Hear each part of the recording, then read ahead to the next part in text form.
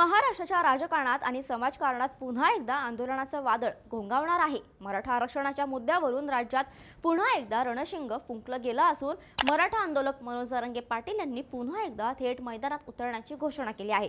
जालना जिल्ह्यातील अंतरवाली सराटी येथे मराठा समाजाची एक अत्यंत महत्त्वपूर्ण बैठक पार पडली, ज्यामध्ये पुढील आंदोलनाची दिशा निश्चित करण्यात आली आहे। या बैठकीनंतर घेतलेल्या पत्रकार परिषदेत मनोज जरांगे पाटील यांनी येत्या 30 मे पासून अंतरवाली सराटीमध्येच पुन्हा एकदा आमरण उपोषणाला बसणार असल्याचं जाहीर केलं आहे। सरकारकडून वारंवार मराठा समाजाची फसवणूक आणि विश्वासघात केला जात असल्याचा घणाघाती आरोप त्यांनी यावेळी केला। 2.5 ते 3 वर्षांपासून समाज लढत आहे, पण प्रत्यक्षात समाजाच्या पदरात काय पडलं असा जळजळीत सवाल त्यांनी सरकारला विचारला आहे।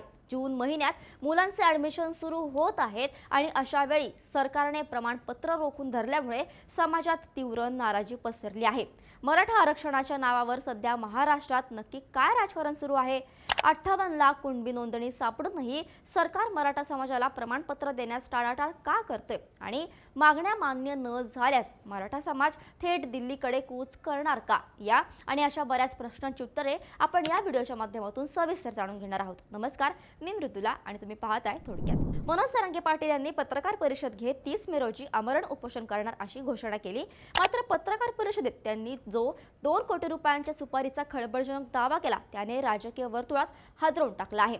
स्वतः उपाशी मरेल पण कधीही खोटं बोलून पैसे कमवणार नाही असं सांगत त्यांनी समाजाशी गद्दारी करणाऱ्यांना कडक शब्दात सुनावलं। या आंदोलनाची घोषणा करताना त्यांनी मराठा समाजाला आवाहन केलं आहे की 30 मे रोजी सर्व मराठा बांधवांनी वाऱ्यासारखं धावून अंतरवाली सराटीत यायचं आहे। हे संपूर्ण आंदोलन अत्यंत शांततेच्या मार्गाने केलं जाईल अशी ग्वाही त्यांनी दिली असली तरी जर सरकारने मागण्या मान्य केल्या नाहीत तर मराठा समाज थेट दिल्लीकडे कूच करेल असा इशाराही त्यांनी दिला आहे। राज्यातील प्रत्येक शहरात तालुक्यात मोर्चे काढून झाले, मुंबईतही मोर्चा धडकला, पण अजूनही अंमलबजावणी न झाल्याने आता आरपारची लढाई लढली जाईल असे संकेत त्यांनी दिले। जरांगे पाटील यांनी यावेळी सरकारसमोर अत्यंत स्पष्ट आणि महत्त्वाच्या मागण्या ठेवल्या आहेत।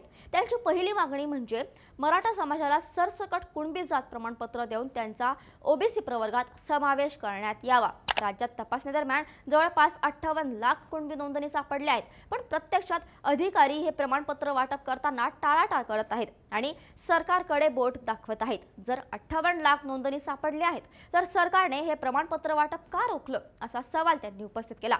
या 58 लाख बांधवांना विनाविलंब ग्रामपंचायतीच्या माध्यमातून प्रमाणपत्र देऊन मराठ्यांचं मन जिंकावं असं आवाहन त्यांनी केलं। तसेच मराठा बांधवांच्या रक्ताच्या नात्यातील म्हणजेच सगळे सोयरे आणि विवाहाच्या नोंदणी असलेल्या नातेवाईकांनाही कुणबी प्रमाणपत्र देण्याचा अध्यादेश किंवा GR तातडीने लागू करण्यात यावा, ही त्यांची जुनी मागणी कायम आहे।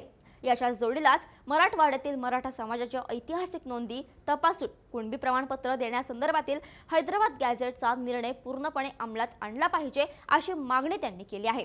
हैदराबाद संस्थांच्या GRची अंमलबजावणी कागदावर झाली, पण पुढे प्रमाणपत्र दिली गेली नाहीत। तसेच सातारा संस्थांच्या गॅझेटच्या आधारे कुणबी प्रमाणपत्राचा GR सरकारने अजून का काढला नाही असा प्रश्न विचारत त्यांनी कोल्हापूर, पुणे, औंध आणि मिरज संस्थांचा प्रलंबित GR 1994च्या पार्श्वभूमीवर काढण्याची मागणी केली आहे। याशिवाय आरक्षणाच्या आंदोलनादरम्यान ज्या मराठा आंदोलकांवर गुन्हे दाखल झाले होते ते सर्व गुन्हे सरसकट आणि तातडीने मागे घेण्यात यावेत, ही मागणीही त्यांनी लावून धरली आहे। तसेच आरक्षणाच्या लढ्यात ज्या बांधवांनी आपल्या प्राणाचे बलिदान दिले त्यांच्या कुटुंबातील सदस्यांना महावितरण आणि MIDC मध्ये नोकऱ्या देण्याचा GR सरकारने काढावा असं त्यांनी स्पष्ट केलं।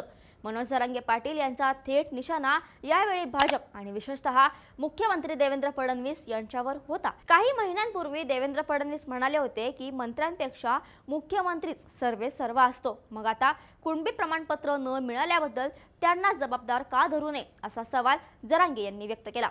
सरकारमध्ये बसलेले काही लोक मराठा समाजाचा द्वेष करत आहेत आणि समाज मोठा होऊ नये हीच त्यांची भूमिका आहे असा आरोप त्यांनी यावेळेस केला। भाजपमध्ये असणाऱ्या मराठा नेत्यांच्या मुलाबाळींना आरक्षणाचा फायदा होणार नाही का असा प्रश्न त्यांनी मर्मभेदीपणे विचारला। शिंदे समिती सध्या कुणबी नोंदणी शोधण्याचं काम करत नसून ते ठप्प पडलं आहे, त्यामुळे शिंदे समितीला कामासाठी मुदतवाढ द्यावी आणि दुसरीकडे केवळ समाजात भांडण लावण्याचं काम करणारी उपसमिती तात्काळ बरखास्त करावी अशी नवीन मागणी त्यांनी जोडली आहे। तसेच मराठा आणि कुणबी समाजासाठी स्वतंत्र मंत्रालय स्थापन करण्याची मागणीही त्यांनी केली। आता या संपूर्ण प्रकरणावरून महाराष्ट्रात पुन्हा एकदा आंदोलनाची ठिणगी पडणार हे स्पष्ट झालं आहे। 30 मे पूर्वी सरकारने या मागण्यावर ठोस निर्णय घ्यावा अशी विनंती जरांगे यांनी केली, अन्यथा त्यानंतर सरकारला सुट्टी नाही असा थेट इशारा त्यांनी दिला आहे। काही दिवसांपूर्वी मंत्री उदय सामंत यांनी अंतरवाली सराटीत जाऊन जरांगे यांची भेट घेतली होती, पण त्या भेटीतून काहीही ठोस निष्पन्न झालेलं दिसत नाही। या संपूर्ण परिस्थितीमुळे आता सगळ्यांचं लक्ष 30 मे रोजी होणाऱ्या आंदोलनाकडे लागलं आहे। मराठा आरक्षणाच्या या नवीन टप्प्यामुळे केवळ राजकीय वर्तुळातच नाही तर संपूर्ण महाराष्ट्रातील सामाजिक समीकरणांमध्ये मोठे फेरबदल होण्याची शक्यता निर्माण झाली आहे।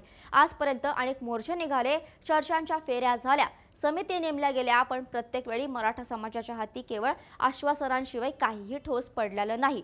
जून महिन्यात शैक्षणिक प्रवेश प्रक्रिया सुरू होत असल्याने तरुण विद्यार्थ्यांचे भवितव्य टांगणीला लागलेले आहे। जर 58 लाख नोंदणी अधिकृतपणे सापडल्या असतील तर प्रशासकीय पातळीवर अशी कोणती अडचण आहे जी प्रमाणपत्र देण्यापासून अधिकाऱ्यांना रोखत आहे?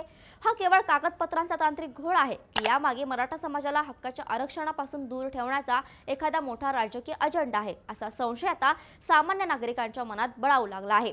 या सगळ्यामध्ये जरांगे पाटील यांनी घेतलेली आक्रमक भूमिका आणि 30 मे रोजी दिलेली मुदत यामुळे राज्य सरकारवर प्रचंड दबाव निर्माण झाला आहे। जर या मुदतीपूर्वी सरकारने अध्यादेशाची अंमलबजावणी केली नाही तर आगामी काळातील आंदोलनाची तीव्रता रोखणे प्रशासनाला कठीण जाईल। त्यातच 2 कोटींच्या सुपारीचा झालेला आरोप पाहता या आंदोलनाला अंतर्गत पातळीवरूनच कमकुवत करण्याचे प्रयत्न सुरू आहेत का अशी शंका घेण्यास वाव आहे।